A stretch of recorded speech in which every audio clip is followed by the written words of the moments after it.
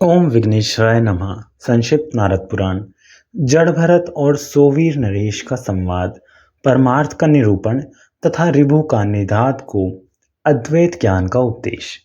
सनंदन जी कहते हैं, नारद जी, ब्राह्मण का परमार्थ युक्त वचन सुनकर सौवीर नरेश ने विनय से नम्र होकर कहा।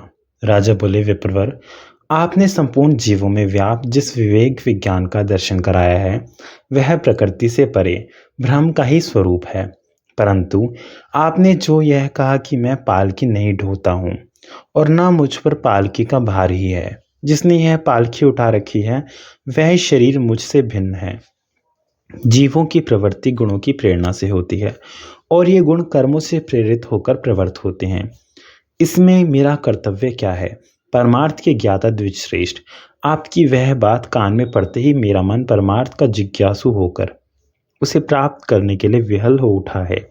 महाभाग द्विज, मैं पहले से ही महर्षि कपिल के पास जाकर यह पूछने के लिए उद्यत हुआ था कि इस जगत में श्रेय क्या है, यह मुझे बताइए।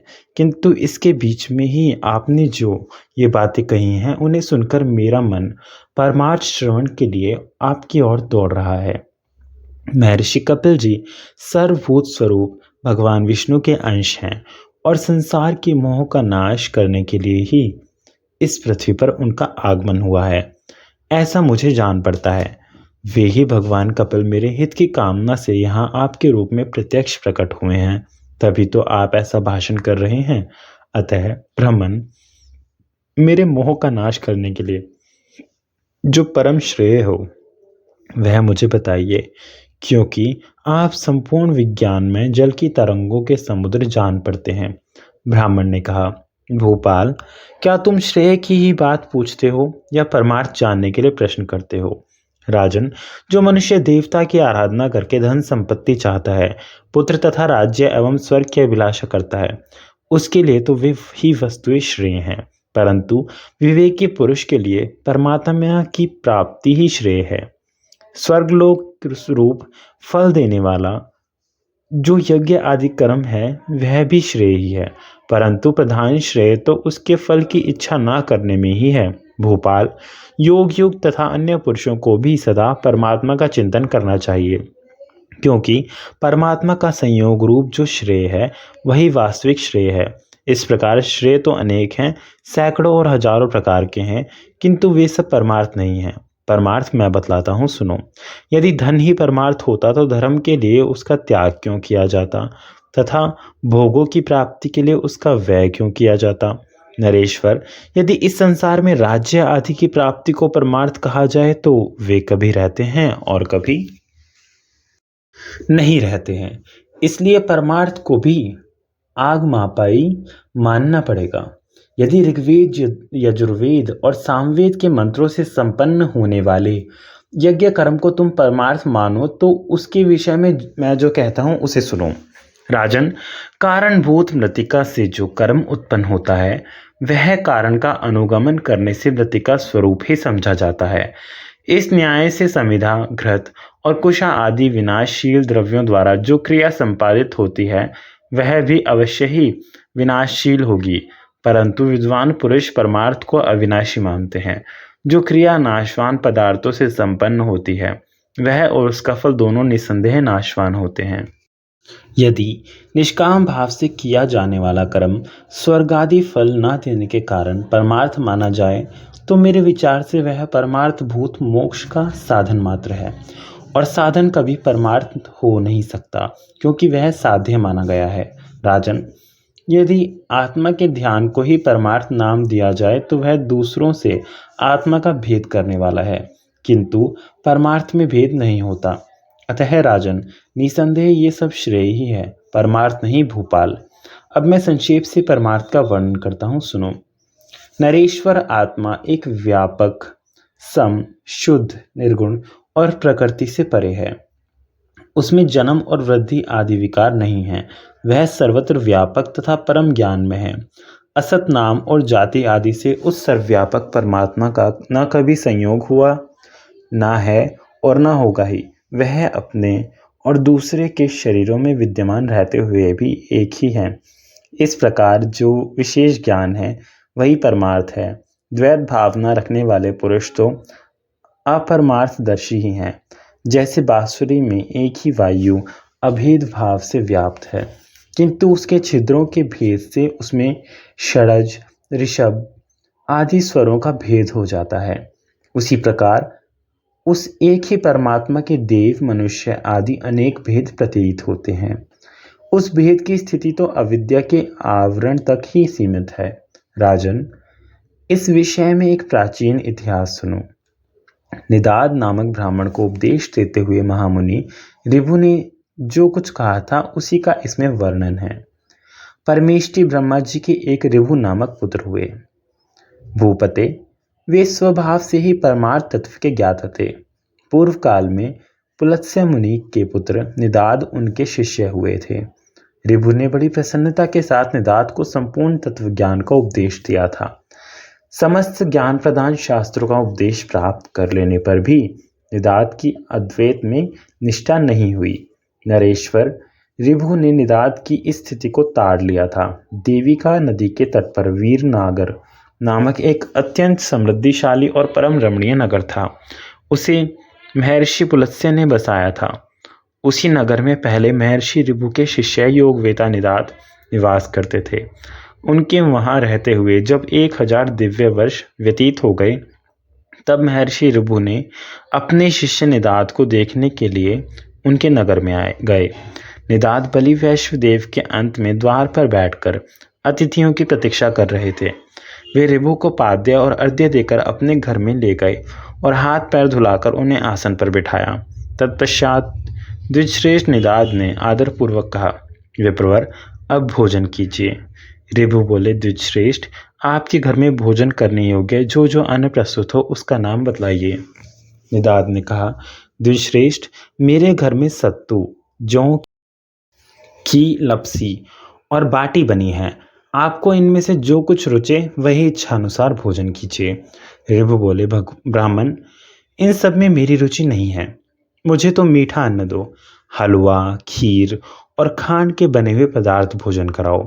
निदाद ने अपनी स्त्री से कहा, शोभने, हमारे घर में जो अच्छी से अच्छी भोजन सामग्री उपलब्ध हो उसके द्वारा इन अतिथि देवता के लिए मिष्ठान्न बनाओ। पति के ऐसा कहने पर ब्राह्मण पत्नी ने स्वामी की आज्ञा का आदर करते हुए ब्राह्मण देवता के लिए मीठा भोजन तैयार किया।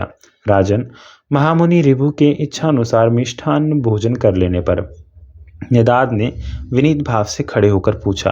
निदाद बोले, ब्राह्मण, कहिए, भोजन से आपको भलीभांति तृप्ति हुई? आप संतुष्ट हो गए ना? अब आपका चित्त पूर्णतः स्वस्थ है ना? विप्रवर, आप कहाँ के रहने वाले हैं? कहाँ जाने को उद्यत हैं? और कहाँ से आपका आगमन हुआ है, यह सब बताइए। ऋभु ने कहा, ब्राह्मण, जिसे भूख लगती है उसी को अन्न भोजन करने पर तृप्ति भी होती है। मुझे तो ना कभी भूख लगी और ना तृप्ति हुई, फिर मुझसे क्यों पूछते हो? जठरा अग्नि से पार्थिव धातु पहले के खाए हुए पदार्थ के पच जाने पर क्षुधा की प्रतीति होती है। इसी प्रकार पिए हुए जल के क्षीण हो जाने पर मनुष्य को प्यास का अनुभव होता है। द्विज, ये भूख और प्यास देह के ही धर्म है, मेरे नहीं। अतः मुझे कभी भूख लगने की संभावना ही नहीं है, इसलिए मुझे तो सर्वदा तृप्ति रहती ही है। ब्राह्मण, मन की स्वस्थता और संतोष ये दोनों चित्त के धर्म विकार हैं। अतः आत्मा इन धर्मों से संयुक्त नहीं होता। और तुमने जो यह पूछा है कि आपका निवास कहाँ है, आप कहाँ जाएंगे और आप कहाँ से आते हैं, इन तीनों प्रश्नों के विषय में मेरा मत सुनो।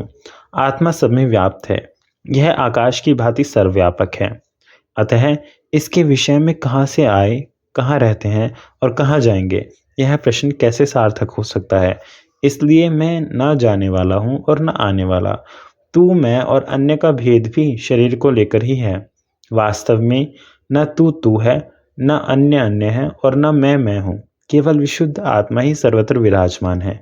इसी प्रकार मीठा भी मीठा नहीं है। मैंने जो तुमसे मिष्टान्न के लिए पूछा था उसमें भी मेरा यही भाव था कि देखूं ये क्या कहते हैं।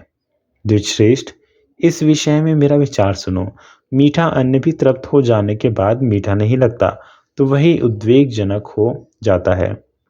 कभी कभी जो मीठा नहीं है वह भी मीठा लगता है, अर्थात अधिक भूख होने पर फीका अन्न भी मीठा अमृत के समान लगता है।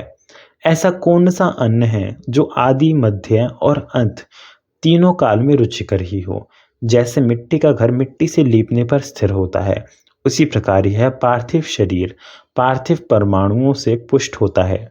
जौ, गेहूं, मूंग, घी, तेल, दूध, दही, गुड़ और फल आदि सभी भोज्य पदार्थ पार्थिव परमाणु ही तो हैं।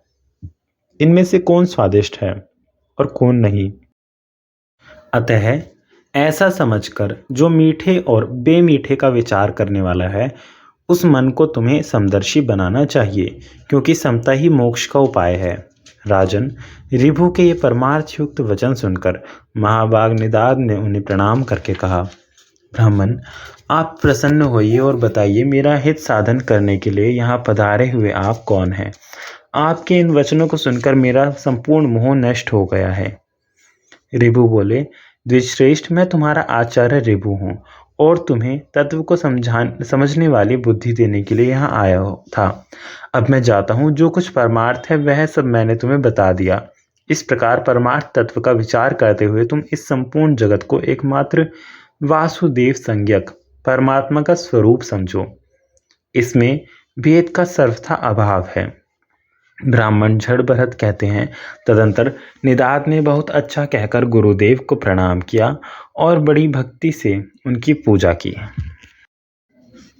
तत्पश्चात वे निदाद की इच्छा न होने पर भी वहां से चले गए। नरेश्वर, तदंतर 1 सहस्त्र दिव्य वर्ष बीतने के बाद गुरुदेव महर्षि ऋभु निदाद को ज्ञानोपदेश करने के लिए पुनः उसी नगर में आए। उन्होंने नगर से बाहर ही निदाद को देखा। वहाँ का राजा बहुत बड़ी सेना आदि के साथ धूमधाम से नगर में प्रवेश कर रहा था और निदाद मनुष्यों की भीड़ भाड़ से दूर हटकर खड़े थे। वे जंगल से समीदा और कुशा लेकर आए थे और भूख प्यास से उनका गला सूख रहा था।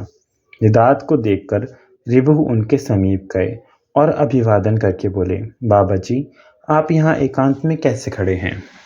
निदाद बोले, विप्रवर, आज इस रमणीय नगर में यहाँ के राजा प्रवेश करना चाहते हैं, अतः यहाँ मनुष्यों की यह बहुत बड़ी भीड़ इकट्ठा हो गई है, इसलिए मैं यहाँ खड़ा हूँ। ऋभु ने पूछा, द्विजश्रेष्ठ, आप यहाँ की बातों के जानकार मालूम होते हैं, अतः बताइए यहाँ राजा कौन है और दूसरे लोग कौन हैं। निदाद बोले, यह जो पर्वत शिखर के समान ऊंचे मत वाले गजराज पर चढ़ा हुआ है वही राजा है और दूसरे लोग उसके परिजन हैं। ऋभु ने पूछा, महाभाग, मैंने हाथी तथा राजा को एक ही साथ देखा है। आपने विशेष रूप से इनका पृथक पृथक चिन्ह नहीं बताया, इसलिए मैं पहचान ना सका। अतः आप इनकी विशेषता बतलाइए। मैं जानना चाहता हूँ कि इनमें कौन राजा है और कौन हाथी। निदाद बोले, ब्राह्मण, इनमें यह जो नीचे है वह हाथी है और इसके ऊपर ये राजा बैठे हैं। इन दोनों में एक वाहन है और दूसरा सवार। भला वाह्य वाहक संबंध को कौन नहीं जानता। ऋभु ने पूछा, ब्राह्मण, जिस प्रकार मैं अच्छी तरह समझ सकूं उस तरह मुझे समझाइए। नीचे इस शब्द का क्या अभिप्राय है और ऊपर किसे कहते हैं। ब्राह्मण जड़ भरत कहते हैं। ऋभु के ऐसा कहने पर निदाद सहसा उनके ऊपर चढ़ गए और इस प्रकार बोले, सुनिए, आप मुझसे जो कुछ पूछ रहे हैं वह अब समझाकर कहता हूँ। इस समय में राजा की भांति ऊपर हूँ और श्रीमान गजराज की भांति नीचे। ब्राह्मण देव, आपको भली भांति समझाने के लिए ही मैंने यह दृष्टांत दिखाया है। ऋभु ने कहा, द्विजश्रेष्ठ, यदि आप राजा के समान हैं और मैं हाथी के समान हूँ तो यह बताइए कि आप कौन हैं और मैं कौन हूँ। ब्राह्मण कहते हैं, ऋभु के ऐसा कहने पर निदाद ने तुरंत ही उनके दोनों चरणों में मस्तक नवाया और कहा, भगवान, आप निश्चय ही मेरे आचार्य पाद महर्षि ऋभु हैं, क्योंकि दूसरे का हृदय इस प्रकार अद्वैत संस्कार से संपन्न नहीं है जैसा कि मेरे आचार्य का। अतः मेरा विश्वास है आप मेरे गुरुजी ही यहाँ पधारे हुए हैं। ऋभु ने कहा, निदाद, पहले तुमने मेरी बड़ी सेवा शुश्रूषा की है, इसलिए अत्यंत स्नेहवश मैं तुम्हें उपदेश देने के लिए तुम्हारा आचार्य ऋभु ही यहाँ आया हूँ। महामते, समस्त पदार्थों में अद्वैत आत्मबुद्धि होना ही परमार्थ का सार है। मैंने तुम्हें संक्षेप से उसका उपदेश कर दिया है। ब्राह्मण जड़ भरत कहते हैं, विद्वान गुरु महर्षि ऋभु निदात से ऐसा कहकर चले गए। निदात भी उनके उपदेश से अद्वैत परायण हो गए और संपूर्ण प्राणियों को अपने से अभिन्न देखने लगे। ब्रह्म ऋषि निदात ने इस प्रकार ब्रह्म परायण होकर परम मोक्ष प्राप्त कर लिया। धर्मज्ञ नरेश, इसी प्रकार तुम भी आत्मा को सब में व्याप्त जानते हुए अपने में और शत्रु और मित्र में समान भाव रखो। सनंदन जी कहते हैं, ब्राह्मण के ऐसा कहने पर राजाओं में श्रेष्ठ सोवीर नरेश ने परमार्थ की ओर दृष्टि रखकर भेद बुद्धि त्याग दी और वे ब्राह्मण भी पूर्व जन्म की बातों का स्मरण करके बोधयुक्त हो उसी जन्म में मुक्त हो गए। मुनीश्वर नारद, इस प्रकार मैंने तुम्हें परमार्थ रूप यह अध्यात्म ज्ञान बताया है। इसे सुनने वाला ब्राह्मण, क्षत्रिय और वैश्य को भी यह मुक्ति प्रदान करने वाला है। ओम नमः शिवाय।